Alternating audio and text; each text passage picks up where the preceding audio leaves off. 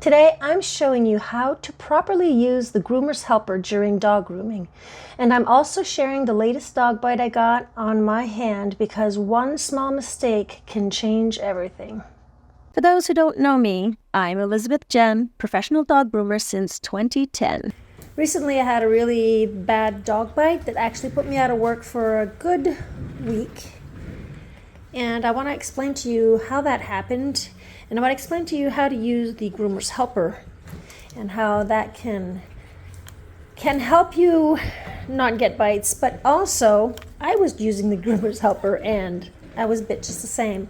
But I'm going to talk to you about my mistake. So I have Nico here, and Nico is a little Bichon.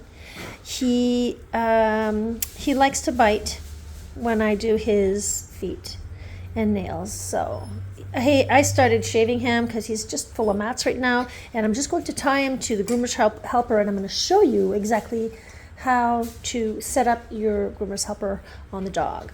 So all the groomer's helper is, I know I've talked about this before, but this is an important tool.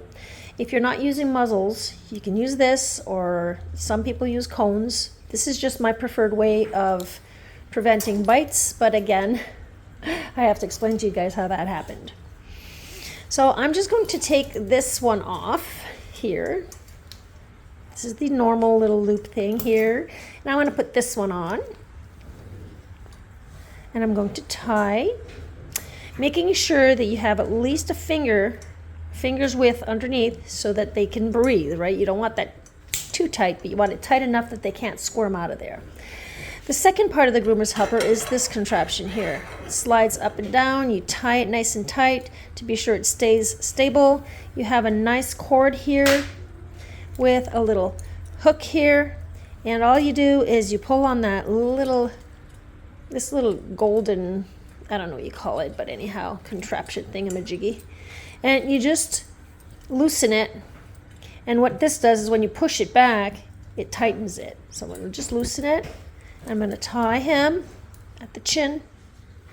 At the chin, I mean under the neck. If I can get there, right here. Once that's tied, you're going to pull on this here, and you're going to bring him towards the bar here. Okay, so I'm going to bring him towards the bar. All right, all the way nice and tight. Now I'm going to lock it. Now, once that's locked, all I want is for this pup, I don't want him to bring his head down. So that's what the groomer's helper is for. And now it's time for me to tell you the story of what happened. I was grooming the dog, and I was holding, just like this, holding the paw. And this dog, by the way, was a puppy, one of those puppy mill dogs. And there were like 27 dogs apparently in this place, and this man, anyway, he got caught, or he wasn't treating the dogs properly, and the clients came here with that one dog, and that dog, that's the one that bit me, which got me right here, and got my whole hand like this because he bit like this, like that. And yeah, so the clients were here when it happened, and it was just horrible. It was a very bloody sight because the dog's canine ended up going right into my part wrist, part thumb area, this area here. And when the dog bit for a good few seconds, I had time to say ow, ow, ow, ow, ow, like ow, ow, ow, ow, ow, a good few times. And then when the dog let go, it was just like a hose, like a water hose. It was just running out. He got my vein, so I ended up lifting my hand, stopping the blood, keeping my hand in the air, and then I had to explain to the client how to take the groomer's helper off, and it wasn't easy because his wife was panicking, my husband was here, he was panicking, and the reason why the dog bit me, first of all, is because the dog was afraid. Puppy mill dogs often are afraid of human beings, and that's what had happened. The dog came in. This was a client that was coming in for just getting the legs done because the body, they had done the body, and they just needed me to help finish with the legs.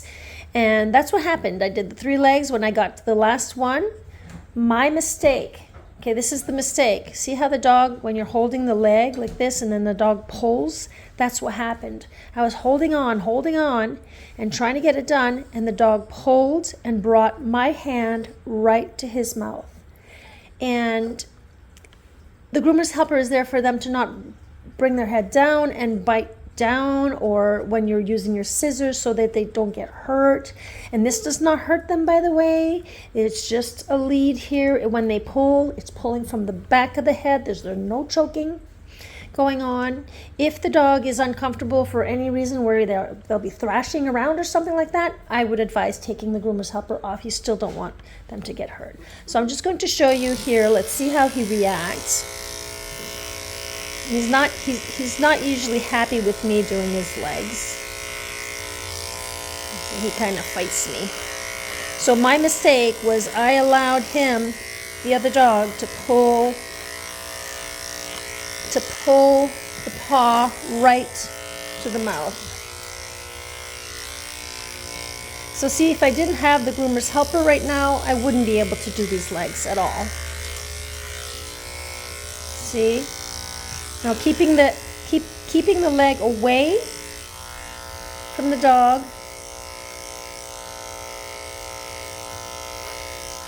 Like that. Okay? Now it's only for the legs that I'll use the groomer's helper. He's pretty good with the rest of the groom. Oh, see, now he's growling at me. No, honey, it's okay, it's okay, it's okay. Right, straighten up the dog, we'll get the paw from underneath. I don't know how he'll react, so I don't want it to happen again. Second bite. All right, okay, honey. So some people may be thinking, oh my God, this is just horrible. You're torturing the dog. I am not torturing any dog here. The dog is sitting there and he's just tight. The dog's breathing. The dog is not choking.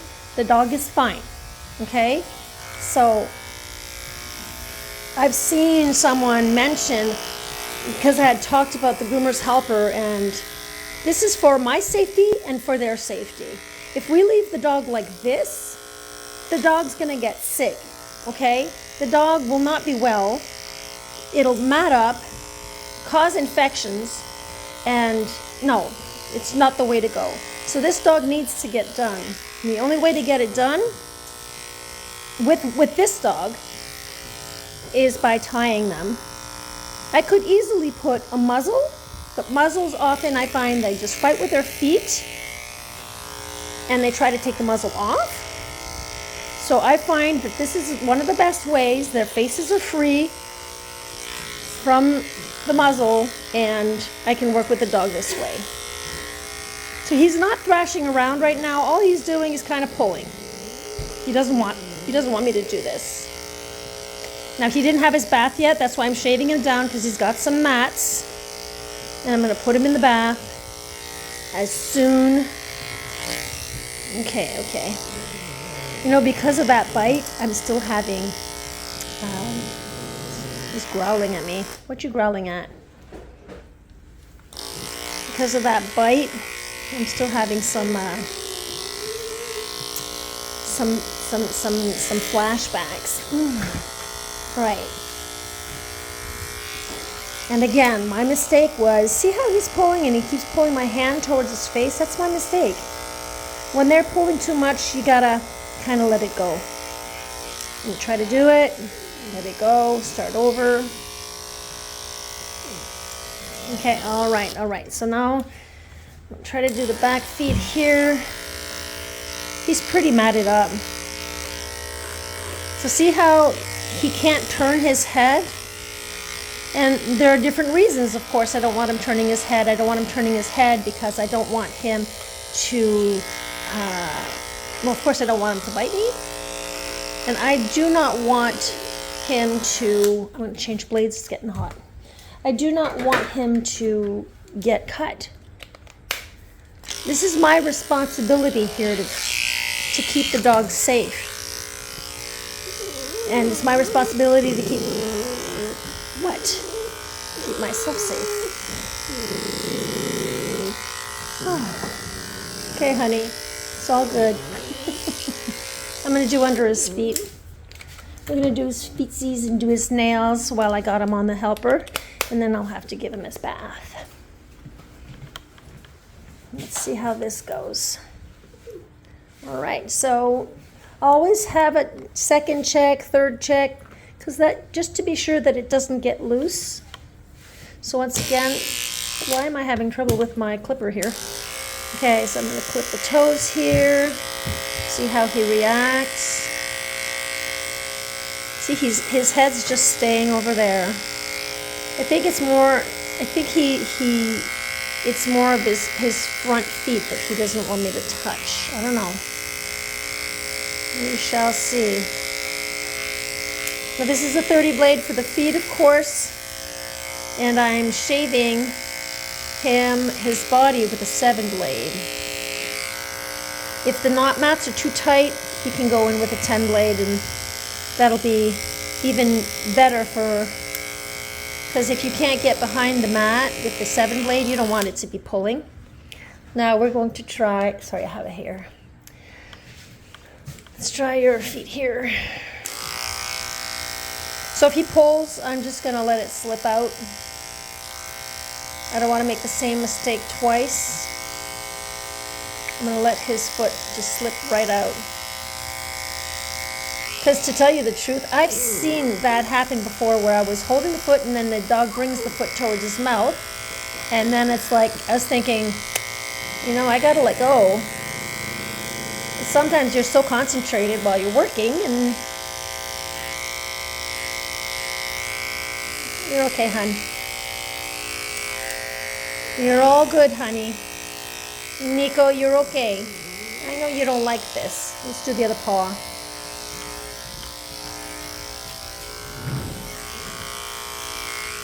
Okay, so mouth is pretty close there, so I want to just grab the foot from at the bottom, bring it away, bring the foot away from his face. I'm holding it, getting my job done. If he pulls too hard, I'll let it slip out. You know, sometimes we learn the hard way, and in 15 years, that's my first real bite. In 15 years. I've had little snips here or there, but a bite? Yeah. Okay.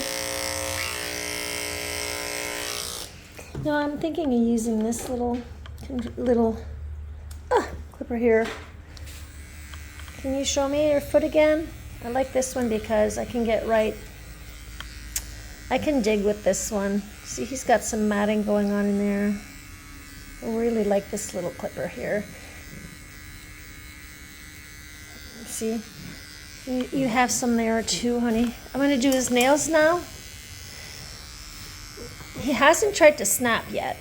He's growling at me, but he's unhappy, letting me know he's unhappy. You're okay, Nico. You're okay, Nico. Come on. Be smart. Now his face is pretty matted also. Wow. Ooh, lots of mats. All right, so one more example. We're going to do the nails and see how he reacts to the nails. Gotta come right behind here. I'm just going back and forth. That's the thing with the groomer's helper. You gotta go around the table. I usually just turn the dog. I sit there or stand there and I just, you know, do my thing in one spot.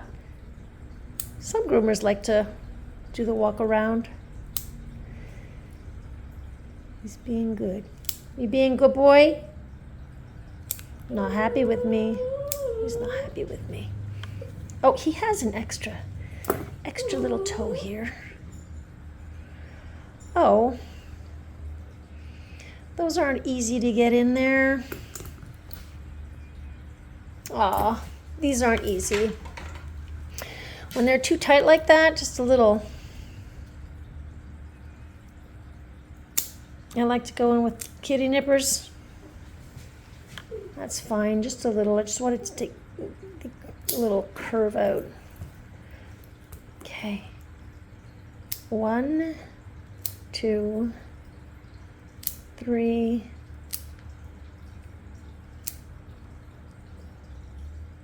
4. Okay, let's try the front feet. All right, front feet.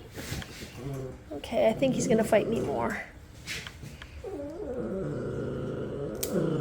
Okay. No, you're okay, honey. It's okay, honey. I need to be able to see. That's why I bring your paw back here, because I don't want to be in front of your mouth. No, I don't. Okay, we did it. He has not tried to show me he wants to bite, but a growling dog, the growl usually is the last thing they'll do before they bite. Some dogs don't even growl. Some just go in for the kill. There. Okay. One last paw. I'm gonna go in from underneath. There you go. No, no, honey. No, no. No, no, I'm underneath. He can't bite me this way. I don't need you to get mad at me. There. All right, guys. So that is how the Groomer's Helper works. And, you know, it is a bit pricey, I find. But you know what? I've had mine for almost 15 years now. It works perfectly. So now he's gonna go take his bath. I gotta shave around his face here. I'm gonna take him off. The way you take it off is you just slip this like that. We'll pull. There, give him some space to breathe. You gotta be careful. Sometimes when we take the clip off, sometimes it scares them and they'll just yank their head back and then pull it out. Oh, he did it nice and softly. I upload new videos every Monday and Friday, 8 a.m. Eastern Time. And if you feel up to it, you can watch the next video in my Up Next videos right here. Till then, guys, bye for now. Bye!